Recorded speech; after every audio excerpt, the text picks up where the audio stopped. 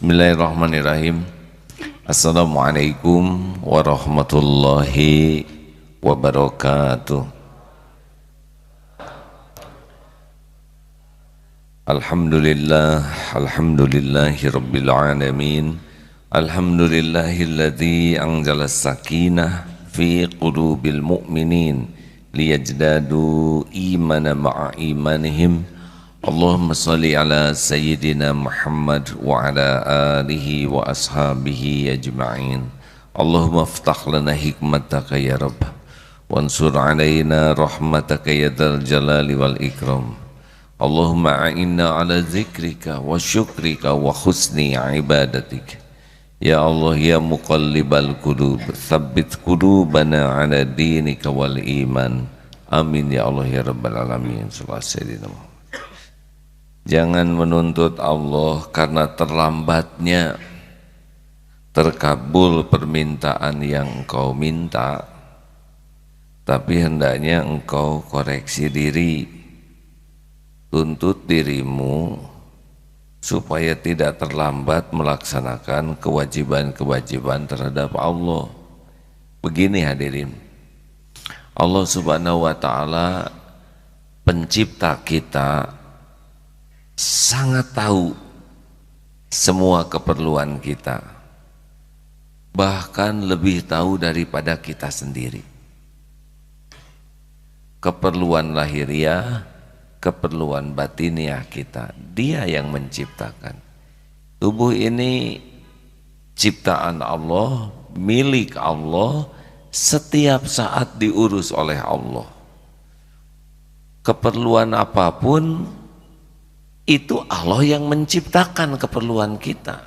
Seperti kita lapar, kita tidak mengerti bagaimana kita lapar, tapi kita lapar. Dan Allah juga yang menyediakan makanannya. Allah datangkan garam dari laut, Allah datangkan sayuran dari gunung, Allah datangkan padi dari ladang, terkumpul di meja kita. Ayam hamil bertelur ada di meja kita. Ini sulit kalau kita harus mencari makanan kita seluruhnya, sulit sekali hadirin. Tapi Allah siapkan, termasuk yang di hutan. Kalaupun dia harus berburu, maka dipertemukan dengan binatang buruannya. Burung dibuat lambat sehingga bisa ditangkap. Allah yang mengatur semua itu. Jadi sebetulnya jangan pernah merasa terlambat pembelian dari Allah. Tapi saya sudah ingin saya ingin haji, saya ingin menikah, kok hutang saya belum lunas. Allah tahu kita punya hutang, Allah tahu kita tertekan dengan hutang kita. Tapi yang harus kita tanya adalah, apa nih perbuatan saya yang jadi penghalang? Jadi kalau ada sesuatu keinginan yang belum terpenuhi, jangan memikirkan atau mempertanyakan Allahnya, tapi evaluasi diri, apa nih perbuatan saya yang menjadi jalan terhalangnya karunia Allah. Allah tidak akan pernah salah dalam melakukan apapun, tidak ada yang meleset. Allah menahan, kalau Allah menahan maka tidak ada yang bisa membukanya selain Allah sendiri. Allah menutup pintu rezeki, tidak bisa dibuka oleh siapapun selain oleh Allah. Allah melambatkan, tidak bisa dipercepat siapapun. Allah mempercepat, tidak bisa dilambatkan siapapun. Kalau Allah memberi, tidak ada yang bisa menghalangi dan mencegahnya. Pasti terjadi, pasti terjadi. Allah berikan jodoh, pasti nikah dia, pasti itu. Karena tidak ada yang bisa mencegah apa yang Allah inginkan. Dialah penguasa segala-galanya, penguasa segala sesuatu. Segala kejadian hanya bisa terjadi dengan izinnya. Maka kalau ada keterlambatan versi kita, nah itu adalah salah satu cara Allah membuat kita evaluasi diri. Lihat saja, saya sudah tahajud, tahajudnya jam berapa?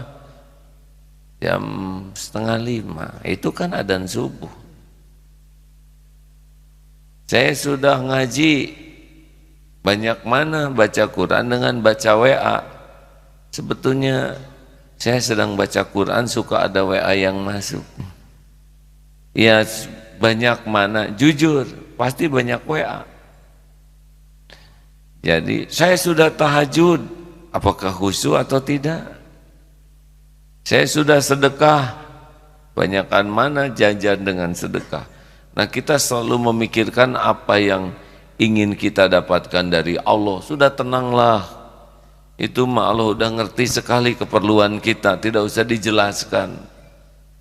Yang penting kepatuhan kita kepada Allah, itu yang paling harus kita evaluasi, terutama maksiat ya. Mau tahu yang paling bahaya terlambat apa? Terlambat taubat. Karena penghalang karunia itu adalah dosa. Dosa ini kalau ditobatin, wah luar biasa. Makanya kalau nanti sedang sulit-sulit, banyak harapan yang tidak terkabul, tanya saja pada diri, berapa banyak air mata tobat.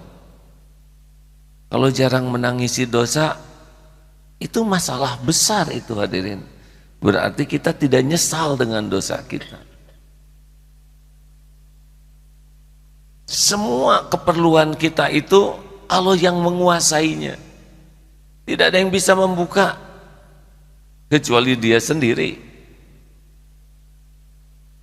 Ingin apapun pasti itu milik Allah yang kita inginkan tuh. Dan pasti dikuasai Allah. Ingin apapun. Kita suka iri. Duh, teman ganti kendaraan. Duh, teman sudah kebeli rumah. Duh, itu istrinya nambah. Duh, iri dengan orang lain, tapi yang diirinya topeng saja, tidak tahu penderitaan nyicilnya. Ya, lihat mobil bagus, waduh pengen, padahal yang di dalam mobil itu juga enak luar biasa, karena pajaknya mahal, belum lagi spare partnya mahal, dijual harganya jatuh. Kalau ingin iri nih ya, kepada seseorang yang diberi Allah dua hal ini. Satu, lahiriahnya dia diberi kemampuan menikmati taat kepada Allah. Perintah-perintah Allah dia jalankan, patuh aja kepada Allah. Dan hatinya pasrah. Lahiriahnya patuh, hatinya bulat pasrah ke Allah. Oh, ini sudah top. Sudah ini. Wa may yattaqillah yaj'al lahu makhrajan wa yarzuqhu min haitsu la yahtasib wa may yatawakkal 'ala Allah fahuwa hasbuh. At-Tolaq ayat 2 dan 3 tuh. Kalau orang udah diberi nikmat taat, udah dia sudah diberikan karunia besar dan hatinya pasrah. Orang yang pasrah tuh hadirin, kalau pasrah ikhtiar tidak. Nih ilustrasinya ya, antara orang yang pasrah dan yang tidak pasrah, kira-kira ikhtiarnya bagusan mana? Ada sebuah gunung, hutan belantara, harus naik ke puncak gunung. Ada dua pilihan.